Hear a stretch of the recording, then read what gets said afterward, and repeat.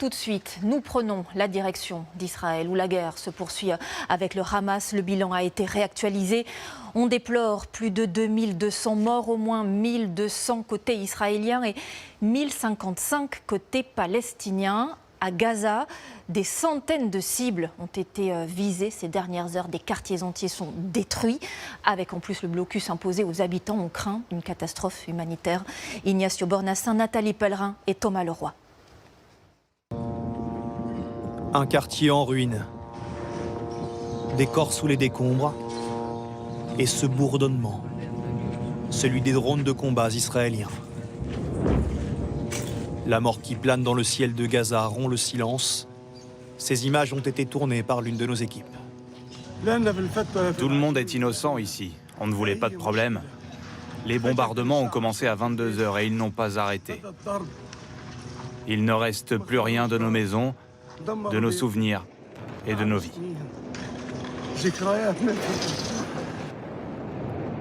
Cette immense explosion, c'est l'université de Gaza ce matin. L'armée israélienne qui partage ces images assure avoir frappé 350 cibles stratégiques depuis cette nuit.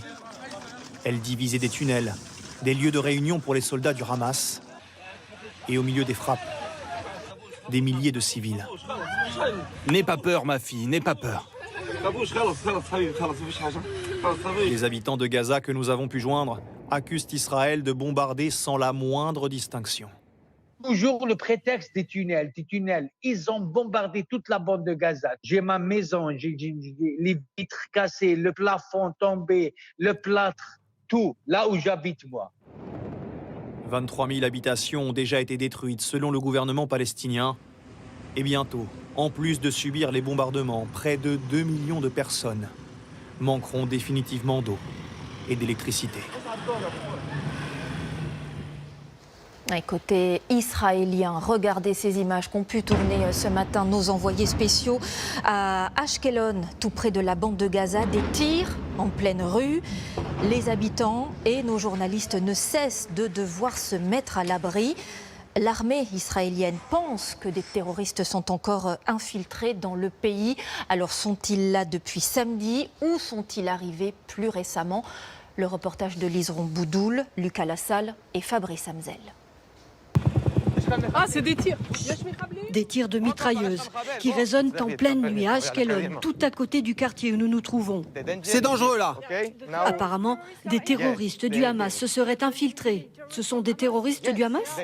Oui, c'est vrai. Ils sont là. Dépêchez-vous. Ce n'est pas un exercice là. Hein. Nous nous réfugions dans cet hôtel, pendant que Nitaï, un jeune réserviste, cherche des informations sur son portable. Il y a au moins un terroriste repéré dans la zone industrielle. L'armée est en train d'agir. La zone industrielle, elle est en face, à 10 minutes à pied d'ici. Nous quittons cette zone avec le réserviste qui nous guide dans la ville. L'idée, c'est d'en sortir le plus vite possible. Les rues sont vides. Nous apprenons un peu plus tard que les soldats israéliens ont neutralisé 3 terroristes du Hamas à Ashkelon. Retour dans la ville ce matin. On ne voit pas grand monde. Ces ouvriers ramassent les débris après les nombreux tirs de roquettes durant la nuit. Un seul café est ouvert. Et ces 3 habitants s'interrogent. Comment des terroristes arrivent-ils encore à se cacher ou s'infiltrer dans leur ville? Maintenant, vous voyez, je sors de chez moi avec un couteau. On n'a plus le choix. Il faut être vigilant dans la rue. On a peur tout le temps.